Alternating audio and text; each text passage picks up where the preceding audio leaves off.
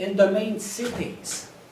So it's not going to be a big problem. And sure, it could affect some of the Chinese banks, but nobody owns Chinese banks anyway. So I wouldn't worry too much about that. I think the growth emerging market is going to stay very strong. It's the world upside down. I mean, they are the ones who are buying our commodities, and they have long term. They're looking at the long term. They're not buying commodities for next month. They're buying them for the next 20 years. And they're right. They're absolutely right. They're doing the right thing. So it's remaining very strong. And you have Taiwan and Singapore going at 15–20% a year. And they are controlling the economy very well. So that's a lot better than us. So Canada will do well because of that. I mean, the demand for commodities is helping the West. The Western provinces are very strong. They're doing extremely well. And it's going to keep going.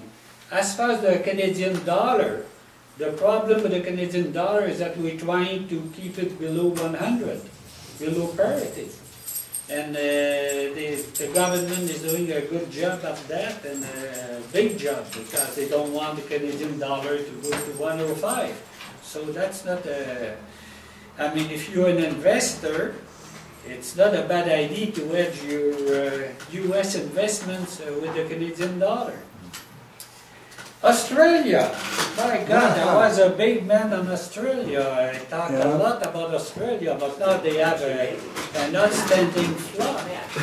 And that is having a big impact on commodities. And it's going to keep all the commodities, agriculture, coal, iron ore, you name it.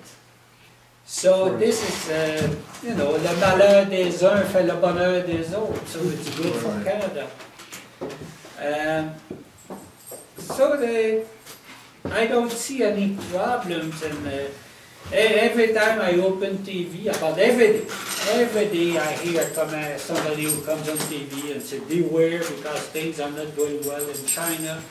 Well, that's an opportunity to buy. I buy at the sound of the cannon, and I sell at the sound of the violin. Thank you.